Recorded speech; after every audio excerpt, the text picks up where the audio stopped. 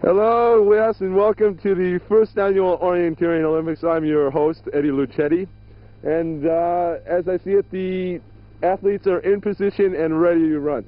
Okay, on the left is Bob, and next to him is his lovely wife, Stig. On Stig's left is the masked Phantom, and next to the masked Phantom is Mort. And there's the newcomer to this sport is Bill McMulch. He's the favorite for this competition. Okay, the race is about to start. Okay. There's the gun. They're off. Bill takes a tremendous lead. Bob is a little lost. What's that? Stig is gone. Morton has just rammed into a tree. Stig runs into her husband. Bill is way ahead of the man. Uh-oh. What's this? Bob is... Uh-oh. No, my God. Stig is trapped into the bushes. Mort is... He's almost in the same predicament. Now we're going to take you to our live eye just behind Bill McMulch, our leader. And Steve, our cameraman. There he... Uh-oh. Steve, watch out. The branch. The branch. Don't let it hit you. Steve got it. Oh, I'm sorry. Bob is a little bit disoriented. He's not even warm. Hello, I'm Eddie Lucetti here in beautiful downtown East Andover, Connecticut, and this is our control center. Here is the map of the course, and our runners have been reported in several places. Our leader is Bill McMulch, and he has been reported in several places, including here, and right there. Hello and welcome to Lake Acid, New Jersey. I'm Hal the Man Probiscus, your commentator for today's wife-beating competition. This is going to be a great battle, sports fans. We have some of the most talented and experienced wife beaters here today. Let's go down on the field with Johnny Swineflesh to interview some of the members. Take it away, Johnny. Well, things are really tense down here. The athletes have been training for years, and winning means everything to them. Here's Harry Whitepool Jenkins, the favorite for today's competition. Can I talk to you for a minute, Harry? Sure. Well, how's everything going? Has there been any problems? Oh, yeah, there is one. Oh, what is it? We want to get I don't know who to talk to.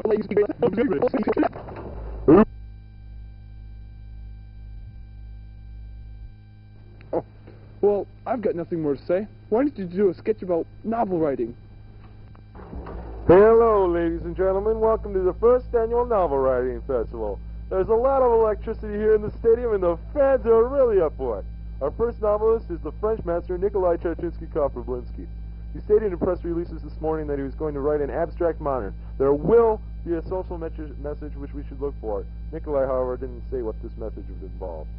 Here he comes, proceeding downstage to the typewriter. He bows. Yes, he takes a seat.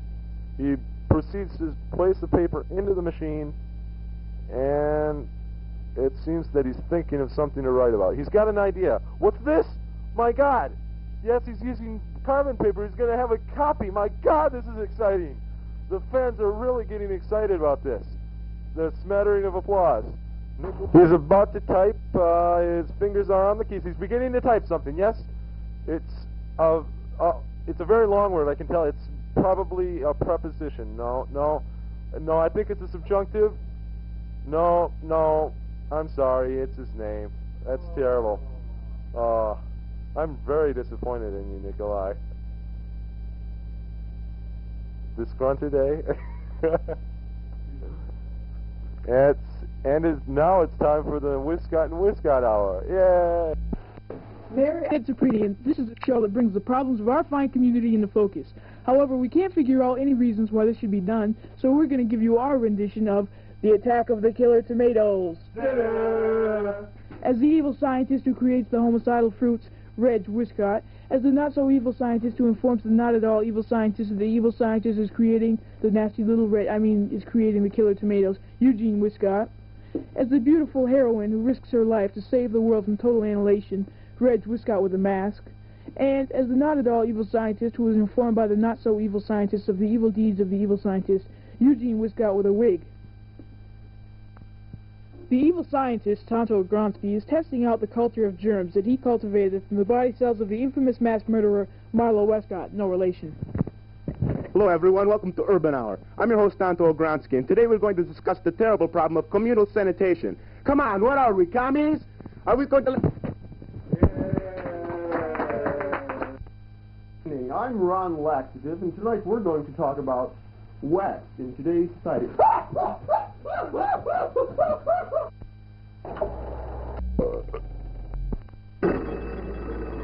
Hello? Thanks, Fred. We have just learned that as of a few moments ago on a previous set, a documentary host was eaten in less than 4 seconds. Alex, this is a new world's record. When was the old one set? Well, in 1966, Wes Burlington, a news commentator, was eaten in a remarkable 6 seconds by a bushel of dry oats. And 2 years later, Larry the Clown, host for a kiddie show, was eaten in an also remarkable 4.25 seconds by a band of ravenous pimentos. Hold it. This is getting a little too ridiculous. Und now the world's greatest juggler.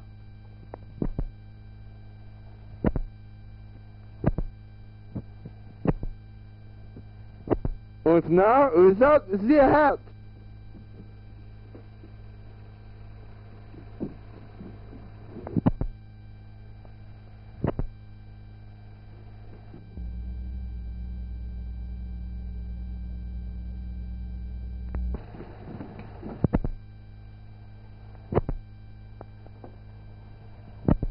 And now it's time for the Frank Pyrea Show. Yes, it's time for the Frank Pyrea Show. And this week, his guest is Q. Arthur Mailorder, famous poet. And now we take you to Frank. Frank, where are you, Frank? The past 6 months, Q. Arthur's been living here under this tree in order to concentrate on his poems. Tell me, is this true, Q. Arthur? Yes, that's right, Frank. I firmly believe that man cannot write about society unless he has been totally removed from all forms of social stigma. I find the woods a more stimulating place, a place where I can let my creative energies flow. Tell me, have your poems lived up to your expectations? Yes, as a matter of fact, they have, Frank. I'll give you an example. Here's one I wrote just a few days ago. Here it is. Eeny, meeny, miny, mo. Catch a tiger by its toe. If he hollers, let him go. Eeny, meeny, miny, mo. You know, I think that sums up the essence of human life, don't you, Frank? I could have never written something like that while sitting in my stupid office back in Hoboken. Wow, I can see that. Will you read another one for me, please? Well, all right, Frank. Here's one I wrote just a few days ago. I'm sure... Here's one I did just before you came. I'm sure you'll like it anyway, even though it isn't finished yet. Here I sit, broken-hearted. Paid a dime, and, well, I just can't seem to think of the finishing line. Well, I'm sure you'll think of one soon. Tell me, have you ever thought of going into any commercial poetry? Of course not. I wouldn't do that in a million, trillion, zillion years. I would rather die. But I understand that commercial poetry pays $6 grand a clip. Well, I may have been a little bit hasty there. Of course, I could lower myself to do it. Any fringe benefits? What Q. Arthur is trying to portray is a never-ending battle between man and his peers, or private enterprise. He has written a literary legacy in our plastic society perhaps equal to that of Poe or Keats.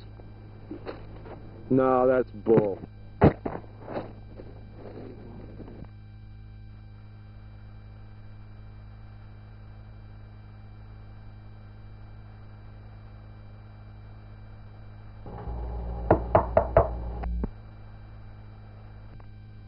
Hi there, I represent the National Dirt Company, and I'm selling 2-pound boxes of dirt for only $4.95. This is way below the natural line. Hi, I'm Charlie Smith of Smith & Company, a mail-order firm, and I'm here to offer you these handy-dandy little cheese cutters or the Super Deluxe model for the low, low price of $4.95. These are not available in stores and come in a wide range of colors from baby... Pardon, brother. Hi. Would you like the secret of eternal life? Would you like to live in heaven for all eternity? Well, now you can by joining the People's Church of St. Fred. Yes, for only $4.95, that's $4.95, you can join and be blessed by the hand of Fred. Think it over, young man. Gosh, I think I'll do it. First, I'll have to take you to the secret initiation place of the Church of St. Fred. Here, wear one of these so they know you're one of us. Follow me, my son.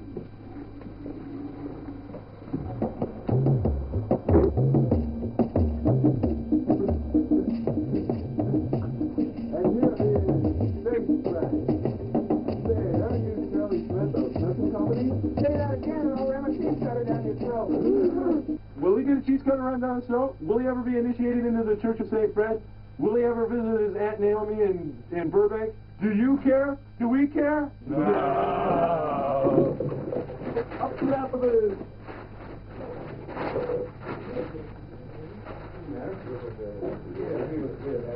And that's it from Big Eye Productions.